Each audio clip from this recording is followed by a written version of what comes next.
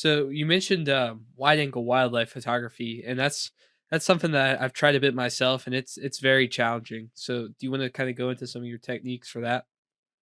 Yeah. So if you're photographing, for example, predators, getting close to them can be very, very difficult. I find that maybe putting like a raw steak in my pocket is a good way of luring them in. No, I'm just kidding. Uh, Wow. I almost believe that too.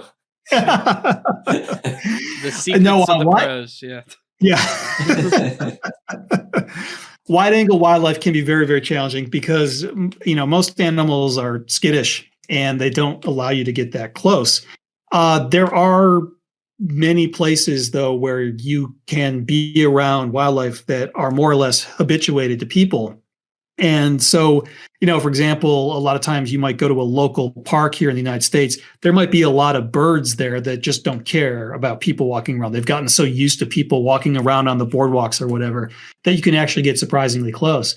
And if you're like on safari in Africa or something like that, a lot of times you can get very close while you're in your safari vehicle to the animals because the animals, they don't care.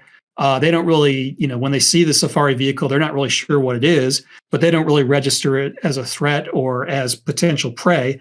And so there's been times when I've been in Africa when I've been, 5, 10 feet away from a lion. I'm sure you've seen the famous photographs of the cheetahs that jump up on the Land Rovers in Kenya or Tanzania. That you're not allowed to let that happen. By the way, the guides who let that happen get fined. Oh wow. But the animals, they're not threatened by the vehicles, and the cheetahs jump up on the vehicles because they just think of it as like a anteater hill. They want to get a termite mound. They want to get a higher perch so that they can look for prey. And so, in a lot of places, you can get pretty close to the wildlife, and that certainly helps when you're doing wide angle photography. But you don't necessarily have to be very close to do successful wide angle photography because I think the whole idea behind doing wide angle wildlife photography is to tell more of a story of the environment and also to create a more interesting composition. So in a lot of my wide angle wildlife work, the wildlife subject is actually relatively small in the composition. So a lot of times when I'm photographing those lions in Kenya or Tanzania or wherever in Africa, I might be close enough that I could actually fill the frame with the lion quite easily. I go very, very wide and end up with a very small lion. And the reason I do that is because I want to bring in the sky, for example. So I'm thinking like a landscape photographer. The lion really kind of becomes my foreground. And then everything else that's going on in the landscape and in the sky is really telling the story. It's really making the visual design more interesting. So I think the key to successful wide angle wildlife photography isn't necessarily getting up close and personal in your face with the wildlife.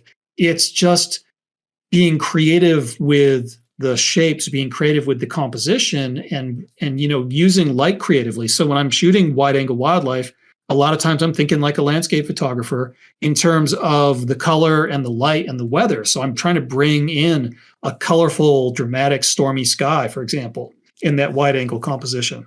So it's really very similar to the techniques I'm using with landscape photography, but it's just about being creative with the shapes and with the composition and creating a visual design where the wildlife is just part of the design. They're not necessarily the full subject. They're just part of the overall visual design.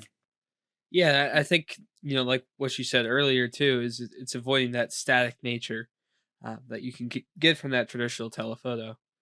Um, But I think, I don't know if you found this too. You could even do kind of a more smaller kind of habitat shot with that longer lens. Have you experimented with that at all? I'm sure there's some. Like I was scrolling through your Instagram. I see a polar bear. I'm sure you probably couldn't get wide angle on that, but you still were able to include some nice habitat. So do you look for that when you have a telephoto? Yeah, absolutely. And it depends on how far away the animal is. It depends on, what sort of focal range you have. But yeah, a lot of times, one thing I'm trying to avoid, and I think a lot of beginning wildlife photographers do this, it's kind of like with landscape. They think that the wildlife is the subject. And when they see the wildlife, they zoom in as tight as they can and get that really tight portrait of their subject. And that's what I try to avoid doing. I'm trying to zoom out to provide context. And you can do that with your telephoto lenses if they're zoom lenses, or you can change your focal length if you don't have zoom lenses. You can do that with pretty much any lens in your kit. You can just kind of step back or reframe the composition and take that wider view. It's all about telling the story of the wildlife. And sometimes the story is best told with that tight framing. But a lot of times the story is told better by going wider, showing the environment, bringing in the shapes and the colors, and just striving to make an overall dynamic and compelling visual design. And so you just have to make a judgment call as to whether going tight or taking a step back and providing some context is the better way to go. Yeah, and it's interesting how this like approach just drastically changes the overall composition. Like it's almost like a photojournalistic image rather than something that's like you said, tightly cropped telephoto portrait. Do you ever make these shots with using like camera traps or any kind of like? Do you use like a remote shutter when you take these images? No, I haven't really done much of that. I've thought about experimenting with it.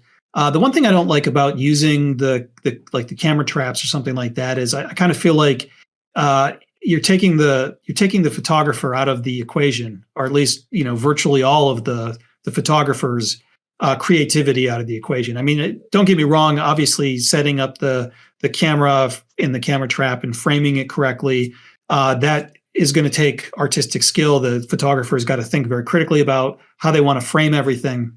But I kind of feel like I want to be behind the viewfinder. I want to be there seeing how the scene comes together in real time and then making the decision about when to trigger the shutter, when that magic of the moment is best revealed. So I probably should be experimenting more with these camera traps or some of these remote setups, but I just haven't really moved in that direction just because of the way I shoot and my personal photographic style.